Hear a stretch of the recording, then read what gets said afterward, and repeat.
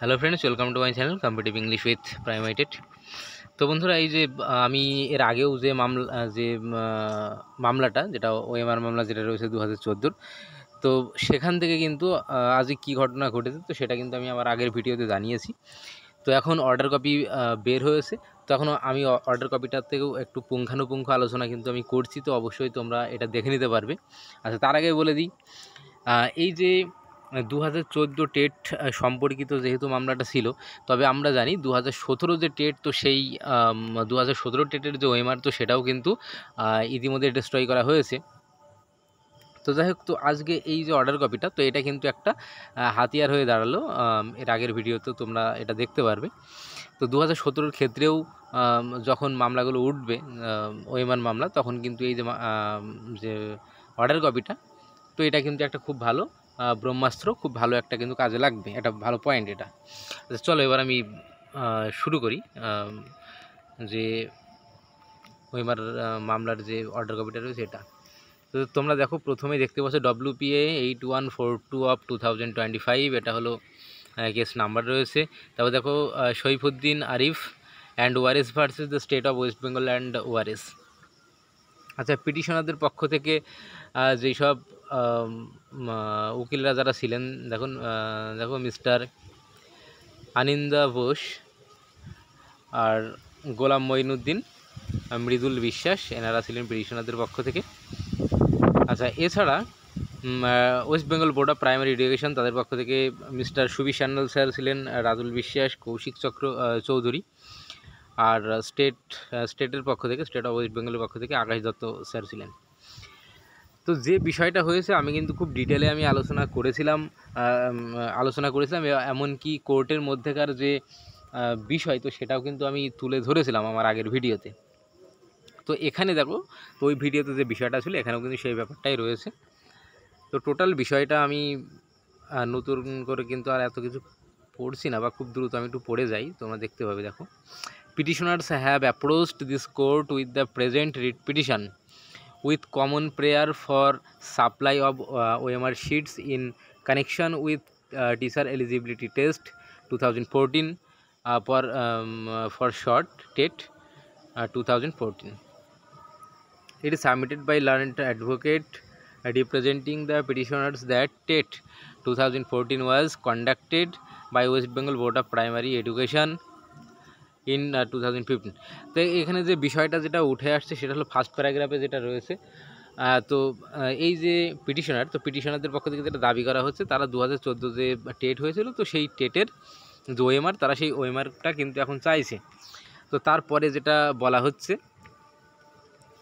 যে, তো এই যে West Bengal board of primary education, তো তাদেরকে রেফার করে কিন্তু এটা বলা হচ্ছে।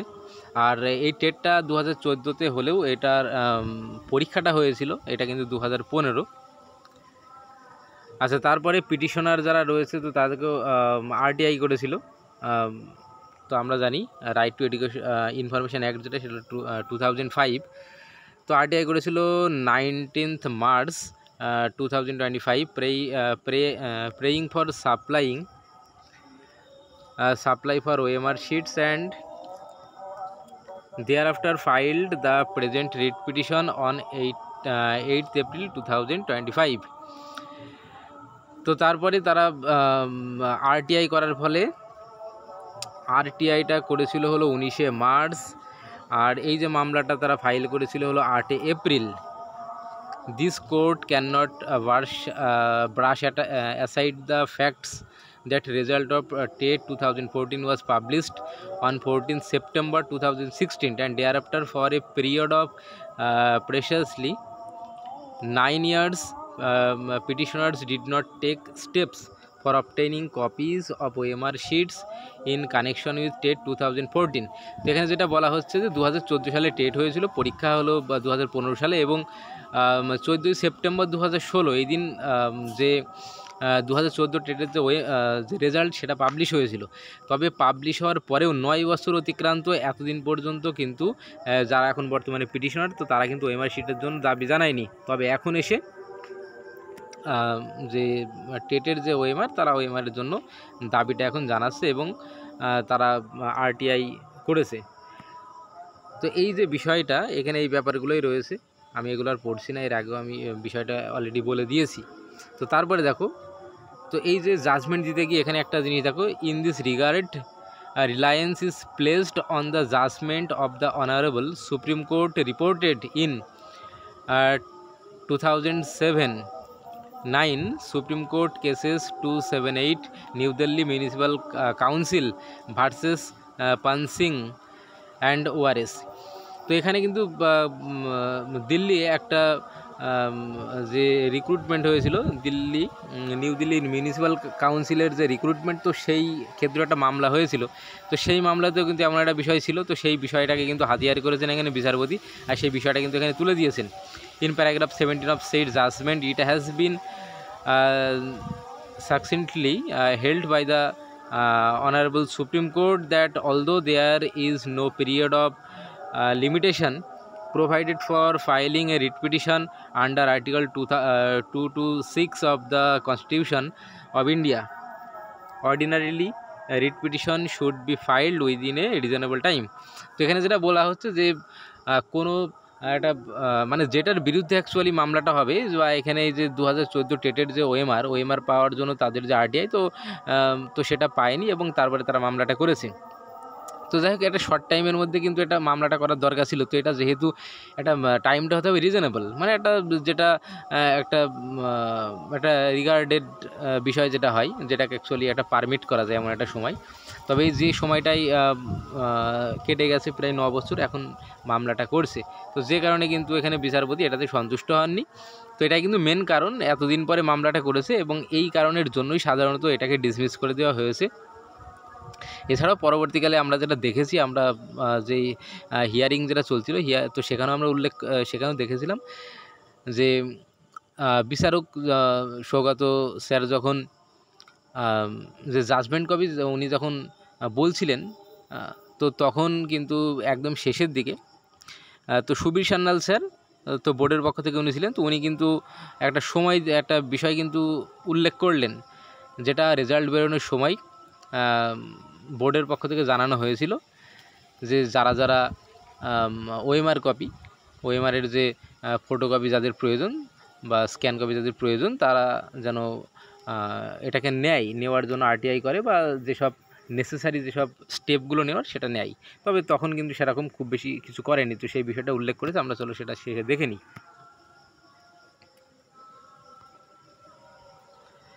তো এবার মেন যে বিষয়টা, এই বিষয়টা আমি এখানে উল্লেখ করছি, এই যে moreover mister Sanyal Lawrence senior advocate representing the board has submitted that a result of TET 2014 was published on 14th September 2016।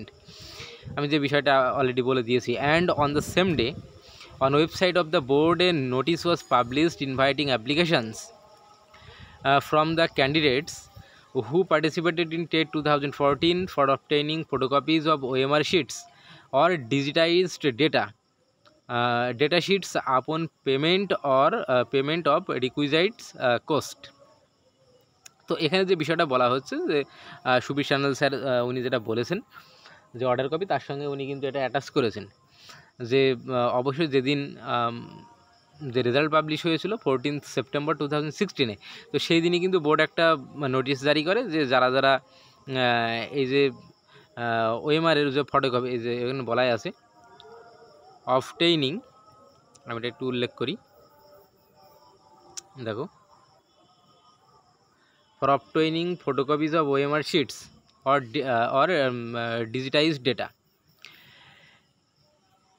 Shits আপন পেমেন্ট। তো এই যে বিষয়টা রয়েছে, তো এটা কিন্তু আচ্ছা, এখানে একটা কথা বলে রেখো, অবটেইনিং ফটোকপিজ বলতে এখানে স্ক্যান কপিকেই সাধারণত স্ক্যান কপি বা জেরক্স কপি, সেটাকে এখানে খুব সম্ভবত সুবীর সান্যাল স্যার উল্লেখ করেছেন।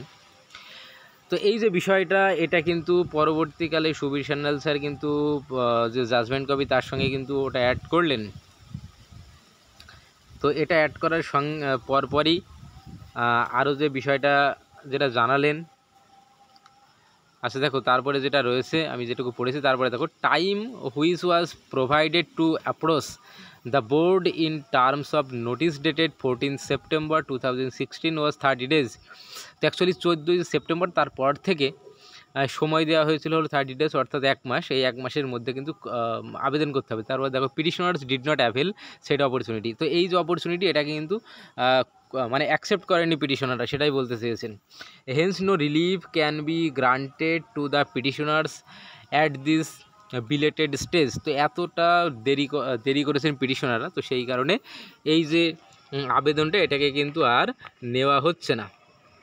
তাই কি হলো, writ petition stands dismissed, urgent ফোরস্ট্যান্ড certified copy of this order if applicable, if applied for, be given to the parties on usual undertaking।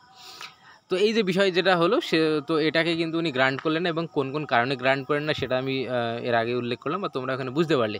মূলত বিচারক যেটা বারবার উনি বলতে চেয়েছেন যে 9 বছর পরে এসে মামলা করেছেন, মানে 9 বছর, মানে এতটা লং সময়ে মামলা করার জন্য এটা গ্রান্ট করেননি উনি প্রথমত। আর দ্বিতীয়ত যে বিষয়টা রয়েছে সেটা হলো পর্ষদের West Bengal board of primary এডুকেশনের পক্ষ থেকে সুবীর সান্যাল স্যার ছিলেন। তো উনি কিন্তু আর একটা বিষয় উল্লেখ করলেন যে যেদিন রেজাল্ট পাবলিশ হয়েছিল, আই মিন 14ই সেপ্টেম্বর 2016 সালের, তো সেই দিন থেকেই আর কি 1 মাস সময় দেওয়া হয়েছিল যারা অ্যাপ্লিকেন্ট যারা ছিল, যে তারা যেন যদি প্রয়োজন হয় তারা তাদের যেসব ওএমআরের যে ফটোকপিসগুলো রয়েছে বা ডিজিটাইজড কপি যেগুলো রয়েছে তারা সেটা দেখতে পারে।